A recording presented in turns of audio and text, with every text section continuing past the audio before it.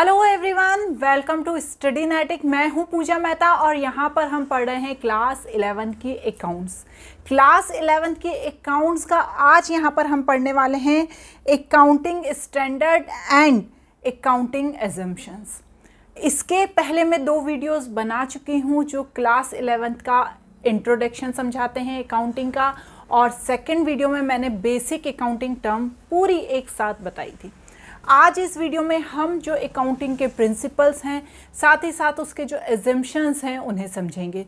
Accounting को start करने से पहले इन चीज़ों को समझना ज़रूरी होता है। वैसे तो अकाउंटिंग पूरी प्रैक्टिकल है, लेकिन इसके जो शुरू के 2-3 चैप्टर्स हैं उसमें अकाउंटिंग की थ्योरी समझाई गई है, क्योंकि यदि आप डायरेक्ट प्रैक्टिकल क्वेश्चंस करने लगेंगे तो जो छोटी छोटी बेसिक चीज़ें हैं वो आपको समझ में नहीं आएगी। इसलिए ज़रूरी है कि पहले अकाउंटिंग की थ्योरी समझ ली जाए और फिर प्रैक्टिकल क्वेश्चंस किए जाएँ। तो स्टार्ट करते हैं, लेकिन उससे पहले आप सभी बच्चों से रिक्वेस्ट है मेरे चैनल को ज़रूर सब्सक्राइब करना। यदि अच्छे लगते हैं वीडियोज़ तो अपने फ्रेंड्स के साथ शेयर करना और इसी तरह से मुझे मोटिवेट करते रहना ताकि मैं और अच्छे अच्छे वीडियोस बनाकर ला सकूं। तो बिना देर किए स्टार्ट करते हैं। Theory based accounting, accounting standard and Indian accounting standard. ठीक है, धीरे धीरे हम एक एक चीज़ को समझते जाते हैं। सबसे पहले तो हम क्या समझेंगे? सबसे पहले हम समझेंगे meaning of accounting, meaning of accounting principle, क्योंकि मीनिंग, इंट्रोडक्शन, डेफिनेशन अकाउंटिंग की ये सब हम हमारे पहले वीडियो में समझ चुके हैं। आज इस पर्टिकुलर वीडियो में हम अकाउंटिंग प्रिंसिपल की बात करने वाले हैं। तो हमें सबसे पहले ये समझ लेना चाहिए कि ये अकाउंटिंग प्रिंसिपल होते क्या हैं। Accounting principle the rule adopted by accountant universally while recording accounting transaction. जैसा कि मैंने बताया था, किसी भी बिजनेस में जो ट्रांजैक्शन होते हैं, फाइनेंशियली ट्रांजैक्शन होते हैं जिसमें पैसों का इन्वॉल्वमेंट होता है, उन ट्रांजैक्शंस को रिकॉर्ड किया जाता है हमारी बुक्स ऑफ अकाउंट में। ये हम पहले पढ़ चुके हैं। अब जब हम उन्हें बुक्स ऑफ अकाउंट में रिकॉर्ड करते हैं तो किस बेसिस पर उन पे आगे काम होता है? तो वो होते हैं अकाउंटिंग प्रिंसिपल्स।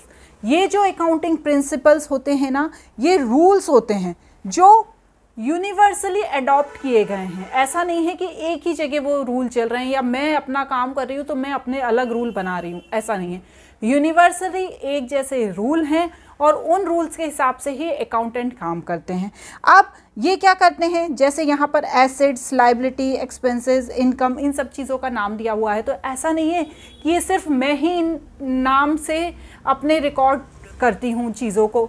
जितने भी यूनिवर्सली काम होता है, जितने भी यूनिवर्सली बिजनेस हैं, चाहे हमारा इंडिया हो चाहे दूसरी कंट्रीज़ हो, सब जगह एसेट्स, लायबिलिटी, क्रेडिटर्स, डेटर्स, ये नाम यूज़ किए जाते हैं। इसलिए इन्हें जनरली एक्सेप्टेड प्रिंसिपल्स भी कहा जाता है। जैसे फिक्स्ड एसेट्स हैं, ठीक है ना, जो फिक्स्ड एसेट्स होती हैं जैसे फर्नीचर होती है, ठीक है, जो चीज़ हमारे पास हैं फिक्स्ड हैं, उन पे हम डेप्रिसिएशन चार्ज करते हैं। तो सिर्फ मैं ही उस पर डेप्रिसिएशन चार्ज नहीं करती, मुझे ही नहीं मालूम कि उनकी कीमत कम हो रही है। जितना भी यूनिवर्सली जो भी बिजनेस कर रहा है, हर व्यक्ति, हर बिजनेसमैन जो अपना बिजनेस कर रहा है उस पर डेप्रिसिएशन चार्ज करता है। उसी तरह से जब कोई स्टॉक होता है वो रखा रहता है, उसकी जो रियलाइजेबल वैल्यू है वो लो होती है, उसे भी रिकॉर्ड किया जाता है। तो ये सिर्फ मैं अकेली नहीं कर रही हूँ, ये यूनिवर्सली हो रहा है। तो यहाँ पर एक सिंपल सी डेफिनेशन दी है American Institute of Certified Public Accountants की, कि principle of accounting are a general law और रूल अडॉप्टेड और proposed as a guide of action settle ground basis on conduct और प्रैक्टिस। मतलब ये रूल्स हैं जो लॉ के द्वारा बनाए गए हैं, ठीक है ना। लॉ भी उन्हें मानती है, जो अकाउंट के रूल हैं उन्हें लॉ भी अप्रूव करती है और उन्हें सब जगह एक जैसा अप्रूवल मिला हुआ है और इसे हर जगह मान्य किया गया है, ठीक है। तो ये होते हैं अकाउंटिंग प्रिंसिपल, ठीक है मैडम। अब आगे क्या दिए हुए हैं? अकाउंटिंग प्रिंसिपल्स के कुछ फीचर्स होते हैं, फीचर्स ऑफ अकाउंटिंग प्रिंसिपल, ठीक है। अकाउंटिंग प्रिंसिपल के कुछ फीचर्स होते हैं जिन्हें हमें ध्यान में रखना होता है। पहला है accounting principle are man made. ऐसा नहीं है कि ऊपर से प्रकट हुए हैं अकाउंटिंग प्रिंसिपल, हम ह्यूमंस द्वारा ही वो अकाउंटिंग प्रिंसिपल्स बनाए गए हैं। जो अकाउंटिंग प्रिंसिपल है उनका प्रैक्टिकल एक्सपेरिमेंट किया गया है, मतलब पहले उनको लागू करके देखा गया है कि इन अकाउंटिंग प्रिंसिपल्स को यदि हम अपने बिजनेस में लगाएंगे तो बिजनेस कैसे रन करेगा। तो पहले उसकी पूरी टेस्टिंग हुई है, उसके बाद उन रूल्स को लागू किया गया है। तो ये जो हैं वो मेन बेड होते हैं। दूसरा है accounting principle are flexible. Accounting principle बने हुए हैं लेकिन उन्हें फ्लेक्सिबल भी कहा गया है, मतलब उसमें यदि आप चाहें तो कोई चेंज कर सकते हैं। ऐसा नहीं है कि जो बना लिए गए हैं उनमें कोई चेंज नहीं होगा, ठीक है। जैसे हमारे जो लॉज होते हैं उनमें भी हम चेंज कर लेते हैं, नए लॉज आ जाते हैं, तो उसी तरह जो अकाउंटिंग प्रिंसिपल हैं वो फ्लेक्सिबल कहलाते हैं, ठीक है। Accounting principle are generally accepted. जो गाइडलाइन है अकाउंटिंग प्रिंसिपल की वो हर जगह एक्सेप्टेड है। मैंने बोला अभी कि सिर्फ ऐसा नहीं है कि मेरे द्वारा ही अप्रूव्ड है, हर जगह वो एक्सेप्टेड है, ठीक है। नेक्स्ट देखते हैं, नेक्स्ट क्या है, एजम्पशन और कॉन्सेप्ट। अकाउंटिंग प्रिंसिपल के एजम्पशन एंड कॉन्सेप्ट। सबसे पहला है गोइंग कंसर्न एजम्पशन। सबसे पहले देख लेते हैं एजम्पशन क्या होता है। एक हम सोच रहे हैं, ठीक है। एजम्पशन मतलब हमारा सोचना कि आगे ऐसा होगा। किसी बारे में सोचते हैं ना, हम हमारे फ्यूचर के बारे में ही सोचते हैं कि यार हम आगे ऐसा करेंगे। हम ये एजम्पशन लगा रहे हैं कि मैंने ये सोचा है कि मैं क्लास 12th में 90% लाऊंगा, तो मेरा ये एजम्पशन है, मैं उसके लिए मेहनत करूंगा, सब करूंगा। तो एक एजम्पशन लगाते हैं। आगे क्या होता है ये तो हमें पता नहीं होता। नेक्स्ट इसमें फर्स्ट क्या है, गोइंग कंसर्न एजम्पशन। इस एजम्पशंस के अनुसार according to this assumption it is assumed that business shall continue for a foreseeable period and there is a no intention to close the business. Going concern concept ये बताता है कि हमने जो business start किया है वो हमेशा के लिए चलेगा, कभी वो बिज़नेस एंड नहीं होगा। जैसा कि मैंने एग्जांपल एक दिया था पिछले वीडियो में भी कि मैंने एक बिज़नेस स्टार्ट किया है जिसमें मैं क्लॉथ्स बनाती हूँ, शर्ट्स स्टिच करती हूँ, सूट स्टिच करती हूँ और उन्हें सेल कर देती हूँ। जब ये मैंने बिज़नेस स्टार्ट किया था, अपनी बिल्डिंग ली थी या रेंट की जगह ली थी या एम्प्लॉयज़ रखे थे या स्विंग मशीन ली थी, तब ये मैंने सोच के इस बिज़नेस को स्टार्ट किया था कि ये बिज़नेस कभी बंद नहीं होगा। आज मैंने स्टार्ट किया है, ये हमेशा चलता जाएगा। लेकिन ऐसा होता है क्या? ये एक एजम्पशन हम लगाते हैं, ऐसा हम सोचते हैं। हो सकता है कोई भी प्रॉब्लम आ जाए जिसके कारण हमारा बिजनेस बंद हो जाए। जैसे अभी कोविड आ गया था, बहुत सारे लोगों के बिजनेस बंद हो गए थे। या हो सकता है हमारे साथ कोई बुरी दुर्घटना हो जाए तो हमारा बिजनेस बंद हो जाए। लेकिन ये गोइंग कंसर्न एजम्पशन ये बताता है कि हमारा बिजनेस कभी बंद नहीं होगा। हम ये सोच कर बिजनेस स्टार्ट कर रहे हैं कि वो कभी बंद नहीं होगा। और उसी तरह हम कैपिटल एक्सपेंडिचर करते हैं और जिससे हमें लंबे समय बाद रेवेन्यू अर्न होता है, ऐसा हम सोच के चलते हैं, ठीक है।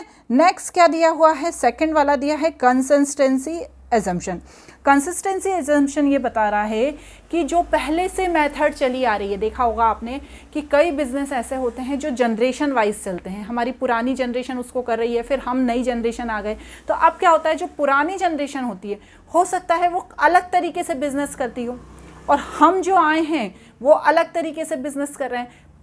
पहले भी सेल अच्छी होती थी, अभी भी सेल अच्छी होती है, लेकिन जब उनका जो तरीका है और हमारा जो तरीका है उनमें जब हम कंपैरिजन करते हैं तो उसे कंसिस्टेंसी अजम्पशंस कहा जाता है, ठीक है। इस अजम्पशन में देखा जाता है कि ऐसा कौन सा तरीका है जो बेस्ट है, ऐसा कौन सा तरीका है जो ईजी है और अच्छा रिटर्न दे रहा है। जैसे यहाँ पर अभी हम आगे पढ़ेंगे कि जो डेप्रिसिएशन होता है, जब किसी एसेट्स की वैल्यू कम होती है, जैसे मैंने आपको एग्जांपल दिया था कि हमने एक मोटरसाइकिल खरीदी 80,000 की और 5 साल बाद उसकी वैल्यू हो गई 50,000, तो 80,000 से डायरेक्ट 50,000 तो नहीं हुई होगी, थोड़ी उसमें कमी आई होगी। 80,000 से पहले 70,000 हुई होगी, फिर 75,000, फिर 65,000 हुई होगी, ऐसी थोड़ी कमी आई होगी। तो वो कमी को जब हम देखते हैं तो उसे डेप्रिसिएशन किया जाता है। तो उसको भी चार्ज करने के दो तरीके होते हैं, जैसे रिटन डाउन वैल्यू मेथड और स्ट्रेट लाइन वैल्यू मेथड। अब इन दोनों में से कौन सी अच्छी है? जब हम कंपेयर करेंगे ना तो उस तरीके को क्या कहा जाता है, कंसिस्टेंसी अजम्पशन कहा जाता है। क्लियर। नेक्स्ट क्या दिया है, एक्रूरल अजम्पशन। अब एक्रूरल अजम्पशन ये कहता है कि जब भी कोई ट्रांजेक्शन हुआ है, according to accrual assumption, transaction is recorded in the books of account at the time when it is entered into and not when the settlement taken place। मैंने कोई सामान खरीदा, ठीक है, लेकिन मैंने अभी उसका पैसा नहीं दिया है, पैसों से संबंधित लेन देन नहीं हुआ है, ठीक है। या मैंने कोई सामान बेचा, उसने मुझे पैसा नहीं दिया है, पैसों से संबंधित कोई लेन देन नहीं हुआ, फिर भी मैं उसको रिकॉर्ड कर लूँगी। क्यों? क्योंकि जो मेरा ट्रांजैक्शन है वो हो गया है। पैसा मुझे चाहे बाद में मिले या मेरा पैसा बाद में डूब जाए, इससे कोई मतलब नहीं है। जैसे ही कोई ट्रांजैक्शन हुआ, जैसे ही कोई लेन देन हुआ, उससे हमें तुरंत ही रिकॉर्ड कर लेना चाहिए। तो वही चीज़ हमें क्या बताती है? एक्रूलर एजम्पशन बताता है। जैसे हमारी कोई एसेट्स है या हमारी कोई लायबिलिटी है, उसे हमें उसी समय रिकॉर्ड कर लेना चाहिए जब वो हुई हैं, चाहे उसमें फाइनेंशियल ट्रांजैक्शन हुआ हो या नहीं हुआ हो। क्लियर हुआ? नेक्स्ट क्या दिया है? इसके 3 ही एजम्पशन होते हैं। अब मेन आते हैं अकाउंटिंग प्रिंसिपल, जो इस चैप्टर से रिलेटेड है। बहुत ध्यान से समझिएगा, कोई भी प्रिंसिपल ऐसा हो जो आपको डाउटफुल लग रहा हो, मुझसे फिर से पूछ लेना, पहले समझ लेते हैं। चलो, सबसे पहला एजम्पशन क्या बताता है? प्रिंसिपल क्या बताता है? अकाउंटिंग एंटिटी या बिजनेस एंटिटी प्रिंसिपल। इसके अकॉर्डिंग जो बिजनेस है वो अलग एंटिटी है, जो बिजनेसमैन है वो अलग एंटिटी है। ठीक है, जो बिजनेस चल रहा है उसे अलग समझा जाए, और जो इसके ओनर हैं या प्रोपराइटर हैं जो या बिजनेसमैन हैं उन्हें अलग समझा जाए। इसलिए बिजनेस एंटिटी कॉन्सेप्ट के अनुसार business is considered to be separate from its owner. ठीक है ना, हमेशा ओनर यदि कोई खर्चा करता है तो उसके नाम से अलग रिकॉर्डिंग की जाए, और बिजनेस यदि कोई खर्चा कर रहा है तो उसके नाम से अलग रिकॉर्डिंग की जाए। ये क्या कहलाता है? Business entity concept. Clear? Next क्या है? Money measurement concept. Money measurement concept ये बताता है कि जो मनी से रिलेटेड ट्रांजैक्शन है, चाहे अभी उसमें मनी गई हो या नहीं हो, पर मनी इन्वॉल्व है, पैसा इन्वॉल्व है, उन्हें ही रिकॉर्ड किया जाना चाहिए। According to the money measurement principle, transaction and event can be measured in money term are recorded to books of account. जो सिर्फ मनी टर्म में है उन्हें ही रिकॉर्ड किया जाना चाहिए। नेक्स्ट क्या है? Accounting period principle. एक बिजनेस स्टार्ट हुआ है और बहुत लंबे समय तक चल रहा है। ठीक है, अब क्या करोगे आप? जब बिजनेस स्टार्ट हुआ और जब एंड हुआ तब एक ही बार आपको उसको देखोगे कि आपको प्रॉफिट हुआ है या लॉस हुआ है? ऐसा तो नहीं करोगे ना, बीच बीच में देखते रहोगे। तो हमारा अकाउंटिंग पीरियड कितने का होता है? 1 अप्रैल से 31 मार्च तक का। ठीक है, तो उस अकाउंटिंग पीरियड में हमें अपने बिजनेस की स्थिति देख लेनी चाहिए कि हमारे बिजनेस को लॉस हो रहा है, प्रॉफिट हो रहा है।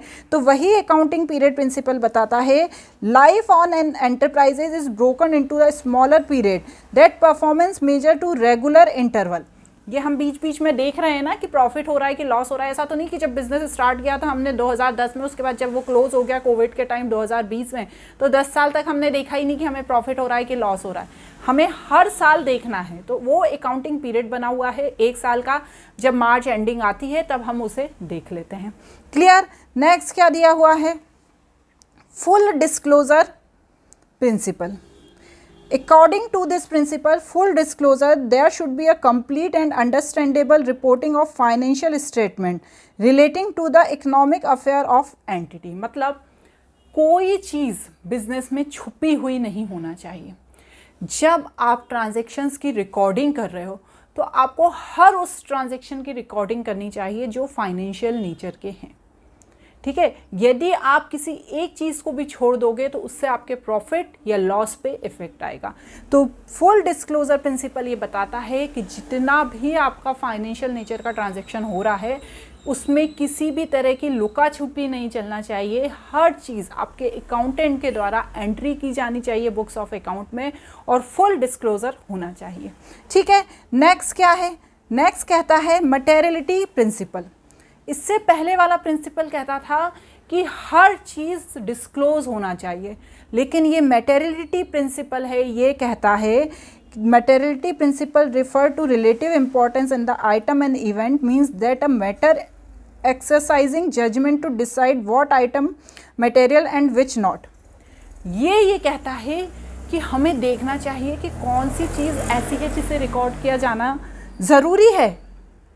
मटेरियलिटी प्रिंसिपल ये कहता है कि हर चीज़ को रिकॉर्ड नहीं किया जाना चाहिए। यदि कोई चीज़ ऐसी लग रही है, चाहे वो फाइनेंशियल नेचर की ही क्यों ना हो, कि ये सिर्फ एक बार हुई है और कभी आगे इसके होने के चांसेस नहीं हैं, तो उसे छोड़ देना चाहिए, उसे स्किप कर देना चाहिए, उसे रिकॉर्ड नहीं करना चाहिए। जैसे यहाँ पे एक एग्जांपल दिया है कि आपकी बिल्डिंग का आपने रिपेयर कराया 2.5 लाख का, आपका जो टर्नओवर है, टर्नओवर मतलब समझते हैं ना, आपने साल भर में जो कमाई की है वो 10 लाख है, तो आपको 2.5 लाख रुपए को शो करना पड़ेगा कि आपने बिल्डिंग रिपेयर करवाई। लेकिन यदि आपका टर्नओवर 15 करोड़ रुपए है तो आपको उस 2.5 लाख को शो करने की ज़रूरत नहीं है, क्योंकि आपने एक ही बार बिल्डिंग रिपेयर कराई ना, आप हर साल या हर महीने तो बिल्डिंग रिपेयर नहीं कराएंगे। अब नेक्स्ट देख लेते हैं, नेक्स्ट क्या दिया हुआ है इसमें, प्रूडेंस और कंजर्वेटिज्म प्रिंसिपल। ये प्रिंसिपल क्या कहता है, it takes into a consideration all prospective loss but not the prospective profit. ये प्रिंसिपल बताता है कि हमारे जितने भी एक्सपेक्टेड लॉस हैं उनको रिकॉर्ड कर लो और जितने भी एक्सपेक्टेड प्रॉफिट हैं उन्हें छोड़ दो। ये प्रिंसिपल बस इतनी सी बात करता है कि यदि हमें पता लग रहा है कि यहाँ पे हमें लॉस हो जाएगा तो हम उसे रिकॉर्ड कर लो, पहले ही रिकॉर्ड कर लो कि हो सकता है कि यहाँ पे हमारा पैसा डूब रहा है। इसका एक छोटा सा एग्जांपल देती हूँ कि हमने हमारे किसी फ्रेंड को पैसा दिया, वो बहुत ही नीडी है, उसको बहुत ज़्यादा ज़रूरत है, लेकिन हमें ये पता है कि उसके पास पैसा नहीं है, बहुत कम चांसेस हैं कि वो हमें पैसा वापस लौटाएगा, क्योंकि उसका बिजनेस वैसे ही अच्छा नहीं चल रहा है, लेकिन उसने हमें प्रॉमिस किया है कि वो लौटाएगा, पर हमें विश्वास नहीं है कि वो हमें लौटा देगा। तो हम क्या करेंगे, उसको लॉस के तौर पर पहले ही नोट डाउन कर लेंगे कि हो सकता है ये हमारा पैसा डूब जाए। तो जितने भी हमारे एक्सपेक्टेड हैं, मतलब अभी हमें पक्का नहीं पता है कि हो सकता है कि नहीं हो सकता है, लेकिन एक्सपेक्टेड हैं, उन्हें रिकॉर्ड कर लो लॉस को, और जो प्रॉफिट है अच्छी बात है, हो जाएंगे तो उनको रिकॉर्ड करने की क्या ज़रूरत है, प्रॉफिट होंगे तो हमें पता ही है कि यहाँ से प्रॉफिट होंगे। तो यदि वही फ्रेंड हमसे बोलता है यार कोई दूसरा फ्रेंड हमारे पास आता है, कहता है हमें पैसे दे दो, हम 10% ब्याज से तुम्हें वापस कर देंगे, हमें पता है उसका बिजनेस बहुत अच्छा है, वो वापस कर ही देगा, तो हम उसे क्यों रिकॉर्ड करें, ठीक है ना। चलिए नेक्स्ट क्या है, कॉस्ट कॉन्सेप्ट या हिस्टोरिकल कॉस्ट कॉन्सेप्ट। ये cost concept, according to this cost concept, the assets are recorded books of account that acquire on the basis of all subsequences of accounting of assets। हमने कोई चीज़ खरीदी, उसे 5 लाख का खरीदा, कोई asset खरीदी और 5 लाख की खरीदी, उसको हम उसी पे रिकॉर्ड करेंगे हमारी बुक्स ऑफ अकाउंट में। हमें पता है आज उसकी कीमत 7 लाख है, या हो सकता है आज उसकी कीमत 3 लाख है, लेकिन हमारी रिकॉर्डिंग 5 लाख पे ही होगी, और जो डेप्रिसिएशन लगेगा वो भी 5 लाख पे ही लगेगा।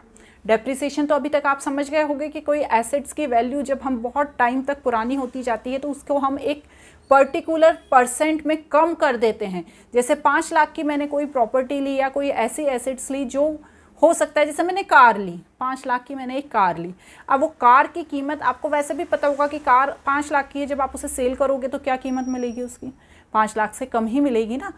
उसी तरह ही लेकिन यदि हमने कोई बिल्डिंग ली या हमने कोई लैंड ली 5 लाख की, तो 5 लाख से ज़्यादा भी मिल सकती है हमें। तो हमें यहाँ पर क्या करना है, लेकिन उसकी जो कीमत शो करनी है वो 5 लाख ही शो करनी है। तो ये क्या बताता है, हमारा हिस्टोरिकल कॉस्ट कॉन्सेप्ट बताता है। क्लियर। नेक्स्ट क्या है, मैचिंग कॉन्सेप्ट। मैचिंग कॉन्सेप्ट ये कहता है कि जितना हमने एक्सपेंस किया है और जितना हमें रेवेन्यू हुआ है उनको मैच कर लिया जाए। क्या बोल रहा है matching concept, an important objective of business to determine profit periodically necessary to match revenue of period and expenses of the period. एक साल में मुझे जितना प्रॉफिट हुआ है और जितना मैंने एक्सपेंसेस किया है, या जितना मेरा रेवेन्यू हुआ है, प्रॉफिट नहीं रेवेन्यू, जितनी मुझे अर्निंग हुई है और जितना मैंने एक्सपेंसेस हुआ है उसे मैं मैच करूँगी। मैच करना क्यों ज़रूरी है, ऐसा तो नहीं कि मैंने एक्सपेंसेस ज़्यादा कर दिया है और मेरा रेवेन्यू कम हुआ है, तो जब मैं उनको मैच करूँगी तो वो मैचिंग कॉन्सेप्ट कहलाता है। क्लियर है madam. Dual aspect concept, very important in accounting. According to dual aspect concept, every transaction entered into the enterprises has 2 aspect। Her transaction के 2 एस्पेक्ट होते हैं, ये बात ध्यान रखिएगा। एक ट्रांजेक्शन है उसके 2 एस्पेक्ट होंगे, ठीक है। कैसे, Nitin start a business with capital 1 lakh. Nitin ने बिजनेस स्टार्ट किया 1 लाख का। अब यहाँ पर हम बिजनेस में जब एंट्री करेंगे तो बिजनेस के पास 1 लाख रुपए की एसेट्स आ गई, कैश आ गया, बिजनेस के पास कैश आ गया, तो उसकी एंट्री हमने कर दी कि भैया पैसा आया। लेकिन वो 1 लाख रुपए हमें नितिन को वापस भी देना है, बिजनेस को। तो ये क्या हो गई, नितिन के लिए लाइबिलिटी भी हो गई कि नितिन को पैसा देना, ये बिजनेस की लाइबिलिटी हो गई। तो 2 एस्पेक्ट हो गए, ठीक है ना। एक में क्या हुआ, पैसा आया 1 लाख रुपए कैश, और दूसरे में क्या हुआ, लाइबिलिटी हो गई, भैया पैसा देना है, उससे हमने 1 लाख रुपए ले लिया। क्लियर। नेक्स्ट क्या है, रेवेन्यू रिकॉग्निशन कॉन्सेप्ट। ये कह रहा है कि ऐसा कोई ट्रांजेक्शन, ऐसा कोई इवेंट जो हैपन्ड हुआ है और जिसमें हमें लग रहा है कि हमें पैसा मिल जाएगा, हमारी रेवेन्यू हो जाएगी, तो उसे हमें रिकॉर्ड कर लेना चाहिए। मेरी क्लॉथ्स की शॉप है, मेरा एक बहुत क्लोज फ्रेंड है, वो आया और उसने बहुत सारे कपड़े पसंद करके अलग रखवा दिए, लेकिन उसने मुझे पैसा नहीं दिया और ना ही वो कपड़े लेके गया। लेकिन मुझे पता है कि वो आएगा और कपड़े लेकर जाएगा, तो मुझे पता है कि मैंने यहाँ पर रेवेन्यू होना है, तो मैंने यहाँ रेवेन्यू को पहचान लिया है, तो उसे रिकॉर्ड कर लेना चाहिए।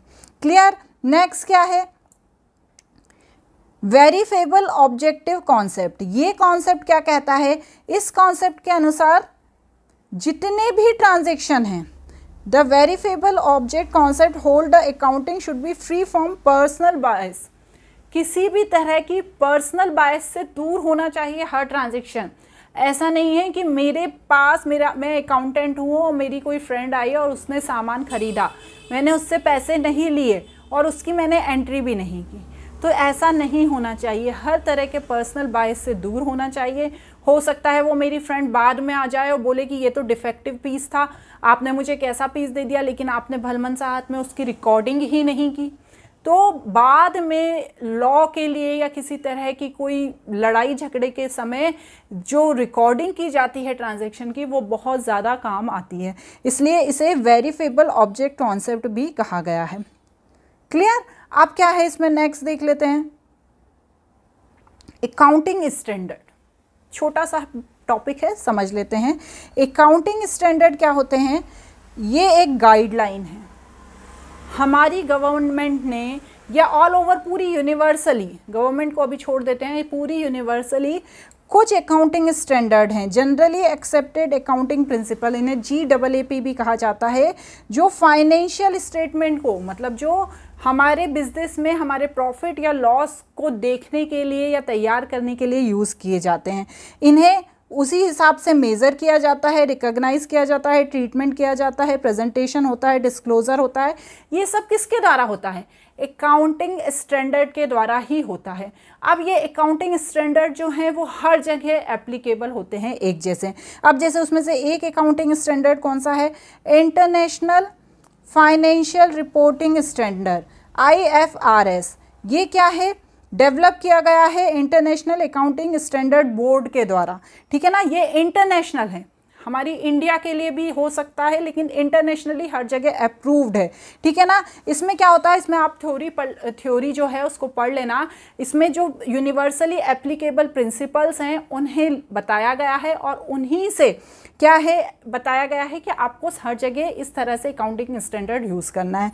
आप कभी कभी क्या होता है ना, ये हर जगह का बिजनेस अलग अलग होता है, हमारे इंडिया का बिजनेस अलग है, फॉरेन में दूसरी कंट्रीज़ का बिजनेस अलग है। तो क्या हुआ, हमारी इंडियन कंट्री ने इंडियन अकाउंटिंग स्टैंडर्ड सेट किए, उन्हीं स्टैंडर्ड में से कुछ जो आपके काम के थे उन्हें निकालकर अपने इंडियन अकाउंटिंग स्टैंडर्ड सेट किए, और जो अप्रूव्ड हैं, ऐसा नहीं है कि उन्होंने मन से किए हैं, वो अप्रूव्ड हैं किसके द्वारा, जो इंटरनेशनल अकाउंटिंग स्टैंडर्ड है उनके द्वारा अप्रूव्ड हैं। और उन अकाउंटिंग स्टैंडर्ड को जो हम लोग हैं, जो हमारे इंडिया के बिजनेसमैन हैं, उन्हें फॉलो करते हैं और उन्हें यूज़ करते हैं। चाहें तो उसमें यदि आप कोई चेंज कराना चाहते हैं तो उसके लिए आप बोल भी सकते हैं कि भैया ये अकाउंटिंग स्टैंडर्ड सही नहीं है, इसमें चेंज होना चाहिए, तो वो भी हो जाएगा। एक और स्टैंडर्ड होता है, वो है GAAP, मतलब जनरली एक्सेप्टेड अकाउंटिंग प्रिंसिपल, जो जनरली एक्सेप्ट है, मतलब जो इंडियन अकाउंटिंग स्टैंडर्ड है उसमें भी बहुत सारे स्टैंडर्ड हैं। तो जो जनरली एक्सेप्टेड अकाउंटिंग स्टैंडर्ड होते हैं वो कुछ अकाउंटिंग टेक्निक्स होती हैं जो हर जगह एक्सेप्ट होती हैं, ऐसा नहीं है कि हमने ही एक्सेप्ट किया, हर जगह एक्सेप्ट होती है, लेकिन वो थोड़ी इजी होती हैं तो हम उन्हें यूज़ कर लेते हैं। तो ये सारे अकाउंटिंग स्टैंडर्ड हैं, हम कोई सा भी यूज़ कर सकते हैं। जो अकाउंटिंग प्रिंसिपल्स हैं हम कोई से भी यूज़ कर सकते हैं। हर व्यक्ति, एक किराना स्टोर वाला वो अलग तरीके से अपना अकाउंट हैंडल करता है, एक बड़ा है बिजनेसमैन जिसका बहुत बड़ा बिजनेस है जैसे रिलायंस हुआ, वो अलग तरीके से अपने अकाउंट को प्रिंसिपल यूज़ करता है। तो हर बिजनेसमैन जो अपना बिजनेस चला रहा है वो अपने हिसाब से अपने अकाउंटिंग प्रिंसिपल को यूज़ कर सकता है। ठीक है, तो आज यहाँ पर हमने पूरे अकाउंटिंग प्रिंसिपल समझ लिए। आई होप आपको अच्छे से समझ में आ गए होंगे। आज के वीडियो में इतना ही, अगले चैप्टर के लिए जल्दी ही अगले वीडियो में मिलेंगे। Bye bye.